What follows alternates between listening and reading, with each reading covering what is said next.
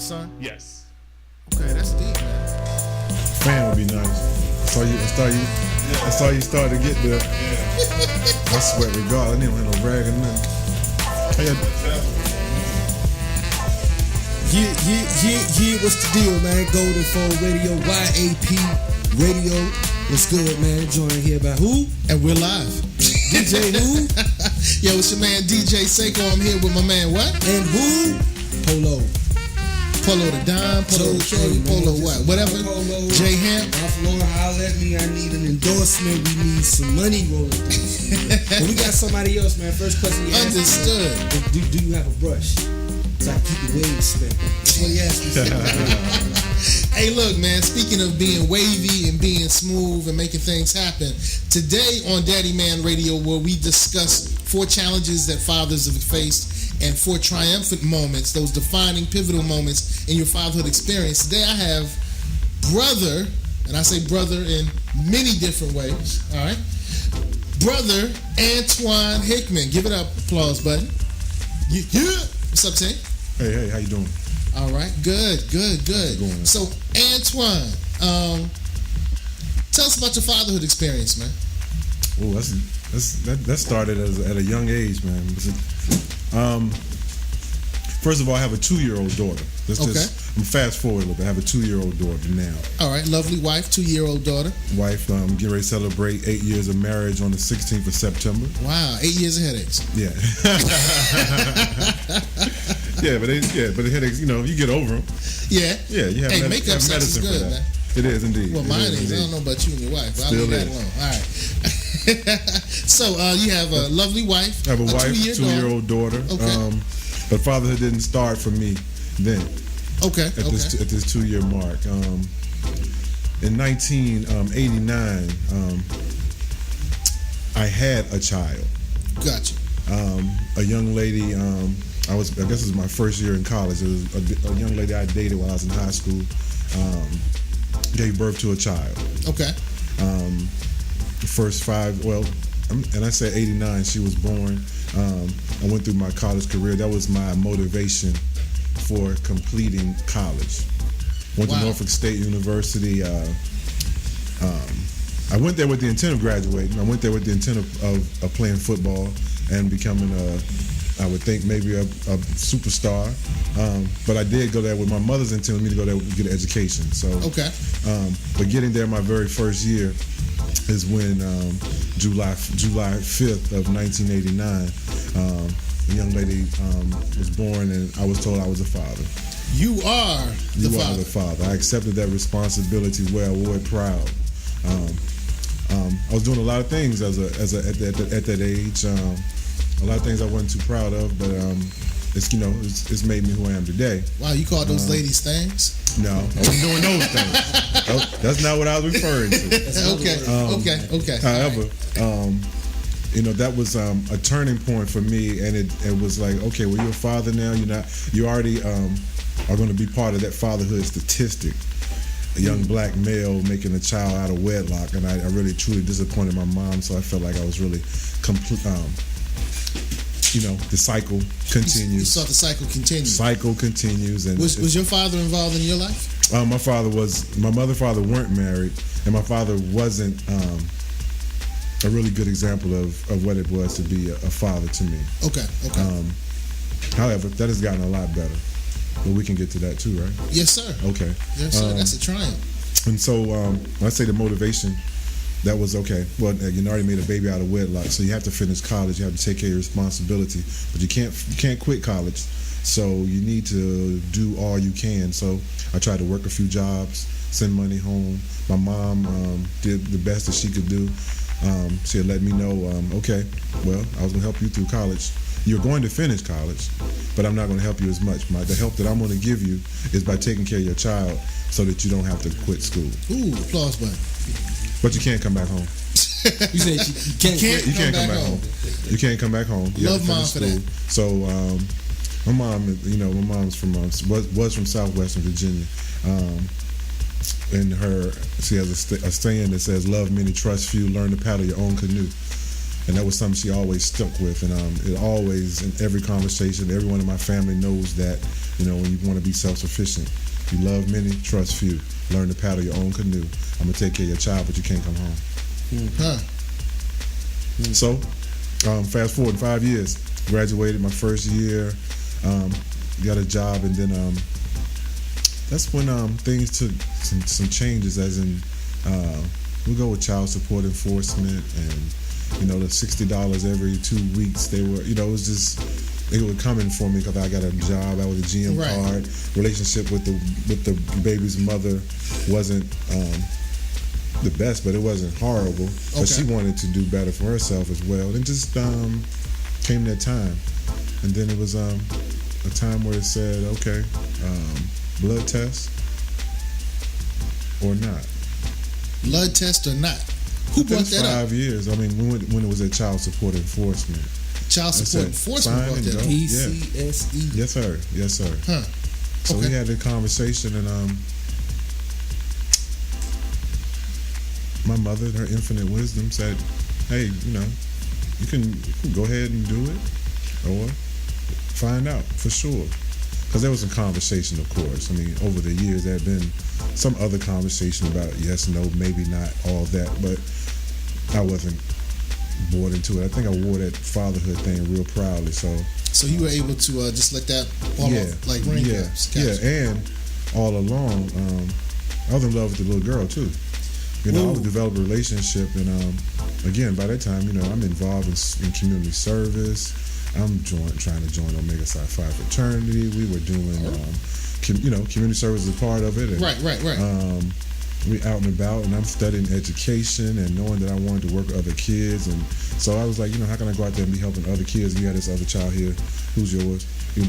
That was not a good mix. So all along, keeping that relationship going. It's kind of difficult. So, blood tests happened. Blood tests happened, bro. And then the real stuff happened. Then the real decision making happened after that was, okay, when the blood test came back negative, 99.9%, you are not the father. You are not the father. 99.9%. What's your first? After 5 years. Does your thought go to the daughter first, or does it go to the woman first? The thought goes to the man first. It went to Antoine being disappointed, and we're talking about 5 years. Well, this is my mother's granddaughter. This is my two brothers' niece. This is my child. This is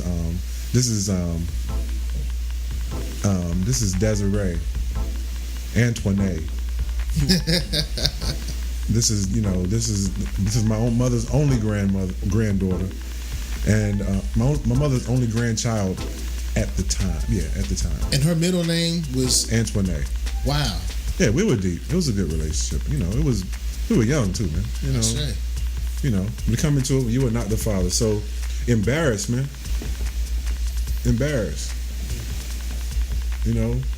you think about if it's someone else, you say, oh, you claim jumping on somebody else's child the whole time. That's your child. Then you go back and say, that's not your baby. It was more like a death, man. It was like losing something at the time. You asked me, at the time, it was like, oh, man. It wasn't up and jumping on Maury, jumping on the couch saying, oh, yeah, I'm free. They ain't got no responsibility. It's not my baby. No. I'm thinking, what about me? No, what about this little girl? Now, what about this little girl next? Okay. And then it goes down the cycle. What about this little girl next? And who is the father and mother?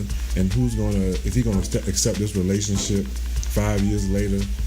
And do I drop her like a bad habit because I'm angry with what happened with the mom and that she did what she did? Deep. Right. Then you talk about when you say real talk. In our relationship, we know that we both were skipping out. All right. We both have been playing around. We're talking about 17, 18, doing things we shouldn't have done anyway. So that's how we got to. It wasn't a horrible. It was anger, but disappointment and hurt, and then my mother took it bad too. So it was how it was, man. Interesting. That's definitely a challenge. Very much so. All right. So how was the relationship with Desiree Antoine now? Just as it was. She's older now, and we still keep in contact. Up until, I mean, she still calls me dad. You know, she's my daughter. I introduced my wife and my daughter. Now, you know, that's her sister. All that. I never. She's aware of the truth. You know, that was 94. How did you break that truth? Yeah, we had a conversation at that time. You know, I didn't know how to break it. I mean, I was still young, man. So right. When I had the conversation with her, it was a tearjerker for both of us. But we had that conversation, and then we never had that conversation again. You didn't need to. No, it didn't. You felt compelled to stay in her life, so you still supported her financially. Yes, best that I could. I did.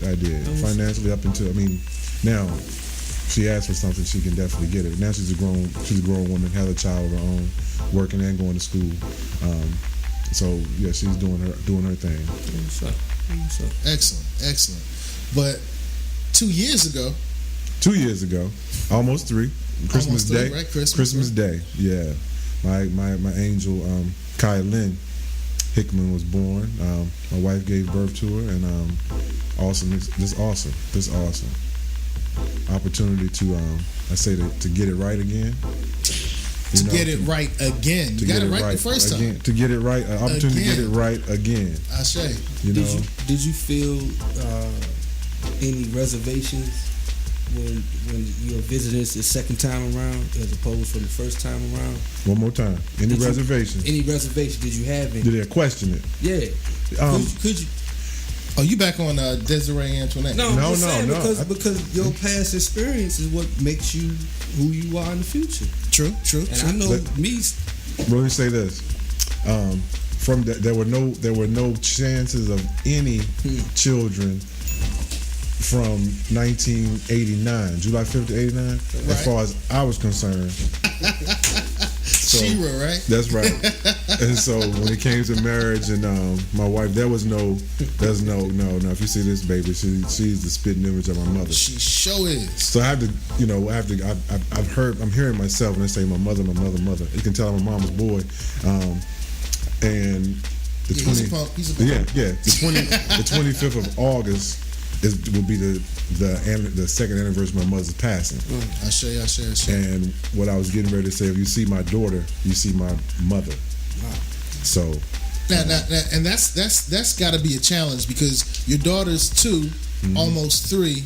Your mother's ancestorship came almost 2 years ago. Yeah, it was on my daughter's 8-month birthday. 8th month, 8 months of life. Yeah, right. August 25th. And the other challenge that I remember experiencing is prior to your mother's ancestorship, your wife's mother. My wife's mother passed 2 weeks before. 2 weeks before my daughter was born. Right. So my wife's mother died in December. My daughter was born on Christmas. So that's got to be a challenge, having that physical loss. Yeah. Of both parties, you and your wife, feeling the loss of a parent. And when your wife's mother passed, you felt that loss as well. Very much so. And when your mother passed, she felt that loss as well. So that's compounded. And so how is it being a father when you're not saddled, but you're having to manage that level of loss? It's difficult in many areas. One is your level of support. Your support system is gone. When you talk about trust, and trusting a baby, your daughter, my daughter hasn't slept out of our home away from us, but we haven't been away from my daughter for more than 24 hours yet. Okay. Because we love family, we love friends, we love everything, but who can you entrust your child to for that long? Aunts, uncles. I mean, with so many things going on in the community, and you hear uncles and aunties are the ones that have been accused. Right. Have been not the victims, have been the aggressors. They've been both the victims and the victimizers. Yeah. Right. Yeah. So it's one of those, it's tough. It's tough, but it does make marriage is tough as it is. And then raising a child is tough, and then not having trying to juggle. We often juggle time. We split time between, a little us time, her time, baby time, and then other, job and school and other activities. So it's kind of difficult, but it does make us strong, in areas of communication. We definitely had to work on it. Well, we've talked a lot about your challenges, man. What are some of the things as a father that you've been very proud of? Those pat on the back moments, those defining moments with Desiree Antoinette as well as with Kaya. Number one, being there, being present for most of their, Kaya's coming along, milestones. Right. Being present and being available for milestones, being called Dada. I'm telling you, that's that means a lot. Being called Daddy, Dada, and being entrusted and being able to be told things that I can go with Desiree on that side, being able for her to share with me things that the average person would feel that maybe a father wouldn't know, so they kind of help the relationship. Okay. Having being a support system for someone. That's one accomplishment for me. I have to go with me personally, and I mean, as you know, brother, I just finished my doctorate from the College of William and Mary, and so going to that's Billy in the BI. What has happened, that's an accomplishment, but it took me a while to get it done, because I put it on the back burner when my child was born. I probably could have been finished. This is probably would have finished 4 years ago, but I invested your time. I invested my time. I wanted to be. I didn't want to miss out, because I was, again, reminded. You had the question, whatever state of your mind. Right. I was in college, Miss Desiree's formative years. Mm-hmm. You know what I'm saying? Mm-hmm. I mean, I traveled back and forth, and Desiree spent time in the dorm at Norfolk State. Right. It's Scott Hall, an all-male dorm for weekends, and it was one of those, my daughter's coming to town, okay, we're going to make it happen. I have it lined up. My mom would stay across town, but Desiree's going to stay with me in Scott Hall, and in the morning, you got to go across to the Twin Tower to the female dorm to get your hair done and come back, and we hang out. It's different. But with Kaya, I had the opportunity to do it right again. Be home, be present, be accountable, be available, be a mentor, just be involved in those formative years. However, working on dissertation, when I just had to say, okay, I came to a point and said, okay, you can take a break. Just a little break from fatherhood. And my friends who are fathers, it says, you got to step away for a minute. It's only going to be 6 to 9 months of going hard, or a year of just going hard, sacrificing their time, and you juggle it, but you can do it. So an accomplishment is not skipping a beat. My daughter didn't miss knowing who I was. There weren't any times where who are you, any of that. So that accomplishment of getting to this point, an accomplishment as a father, being a father. That's dope. How important, or I believe that everything your child watches you do impresses them. It makes an impression upon them, is what's probably a better statement. Mm-hmm. What impression do you think your daughter seeing you become Dr. Hickman, what impression do you think that's made upon her? I'm thinking all along the way that I don't know what month it was. Probably 6 months in, we were doing Golden Fold, and we were on the campus. We was on Tidewater Community College's campus. Right. It was a Saturday, and I had my daughter with me. I try to make sure that she has opportunities. One, to see men being men. True. Regardless of race, opportunities for her to see men being men, and then black men being men. True. African American men, being educated, being articulate, being dressed, being well versed, being present, being with their children, being around scholarly things, as well as participating in community service. I have pictures of her doing Thanksgiving basket giveaway in the cold with a coat and scarf on. With the members of Omega Psi Phi fraternity out, just doing community service at my church. She's at the church. She's we feed the homeless there. We I'm forgetting what the question was, but I know what that is impressed upon her. It's impressed upon her that she at has this to early accomplish age, and right now, that she is going to be greater than myself. That she's going to. That's enough. And she's going to. She has to be. I mean, I have my doctorate, and I had to have it. I couldn't say you know. That was part of it. That I couldn't say, well, you can go get it. Daddy didn't. I was offered dissertation, but you were born, and I couldn't do such and such, and I made a sacrifice. No. By the time she gets my age, she's gonna have to have 2 doctorates. That's what I say, and that's what I've been telling. That's what I tell my friends. You know, and at the least bit, it provides a example. So no dude that's less than you can step to her. That is exactly right. Feel what I'm saying? That is 100% it.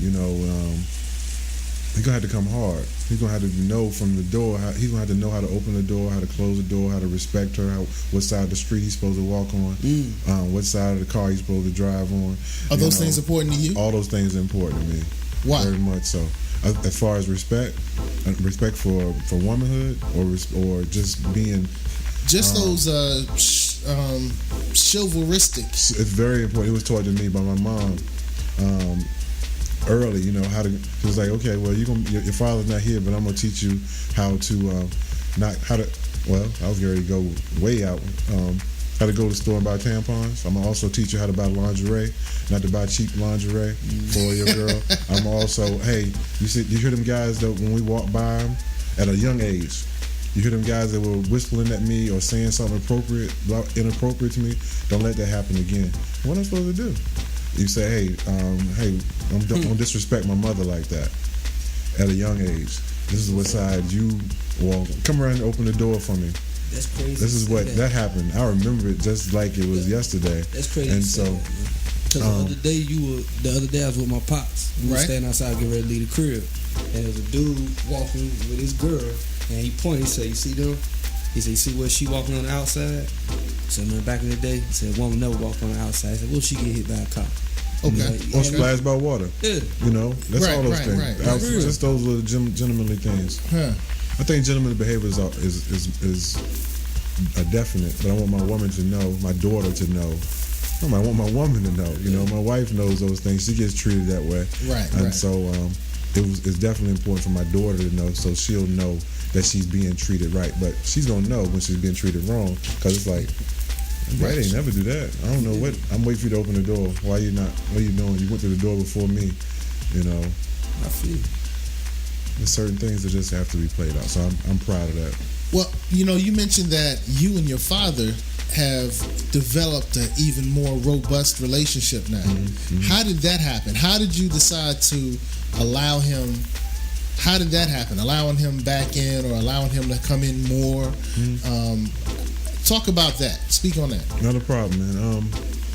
I was the youngest of 3 boys in my home. My mom was never married.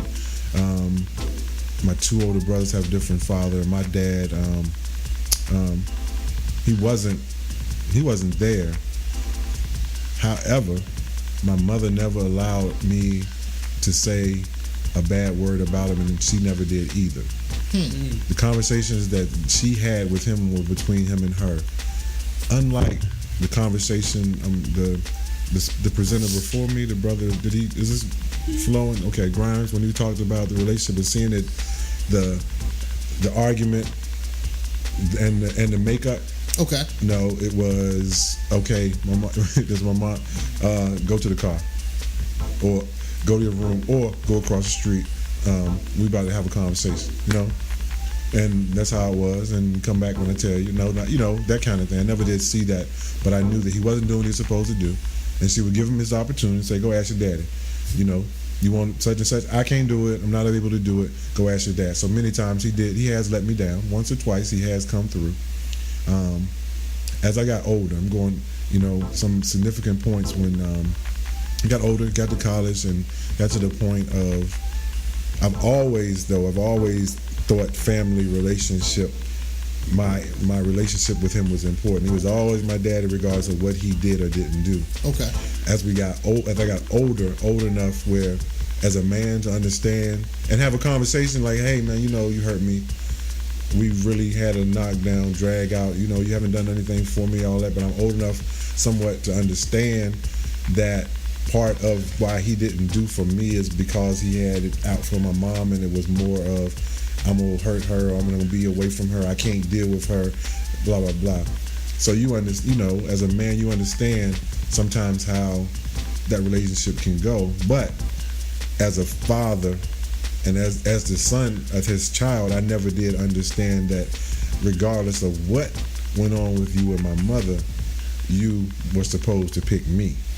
So how did you bridge that gap? How did that blend together? How did you work those? How it worked out was just hitting the nail on the head and telling him that and saying, okay, I'm gonna give, but I want a relationship with you, and I want you to have a relationship with my children and all that. So what really happened? Asking you. I'm gonna tell you something that this is 2014. I can't quite put my hands on the year and the time, but what made me and my father get close was the internet. We were able to write email. Okay. So I had dial-up, so I remember it was kind of difficult, and but email brought me and my father tight. He was able to write a letter, write an email. He was able to process it and respond. Process it, respond. We even went to video and microphone and voice. The internet brought me and my dad close. Well, it sounds to me like communication. Mm-hmm. Now, you found an easier way to handle the emotion-laden communication that you had to have, and the internet allowed you to do that. Mm-hmm. But it was communication, it sounds to me, that was the key that brought you both back together. I think communication is definitely it. And then studying and counseling, because so I'm looking at you. We're doing in-home counseling and mentoring and learning how to get in touch, with something that we miss in the African American community is about the importance of counseling and getting in touch with yourself and knowing your stages of development and being able to have someone to explain to you what it is you're going through, and to being able to decipher and break down. Okay, you're scared a little bit, or this is what's really wrong. This is why you are running, or this is what you're trying to run to. And, when it comes for someone to say, you know what, you're going to have a hard time getting, and then counseling not only from an educational mental health standpoint, but then there comes religion, the counseling that you get from that says, you know what, you aren't going to move ahead, or you're not going to get over such and such until you forgive your dad. So we got to seek counsel. We have to seek counsel. And that's a pivotal point for all fathers. At some point, if you really want to be the father that your fatherhood experience could be, you have to seek counsel. You do. All right. So, ladies and gentlemen, we have, I didn't say it earlier because I want him to say it, Dr. Antoine Hickman. Applause button. He talked about some of the challenges he faced. He talked about some of the challenges he faced with his fatherhood as a son. Experience he had as a son as well. And he also talked about the triumphant moments in his experience with his daughters and with his father. So, Brother Dr. Hickman, we thank you for coming out today. Thank you, brother. Ashe. Indeed. We'll see y'all next Sunday. Next Sunday on Daddyman Radio. Indeed. Let's do it.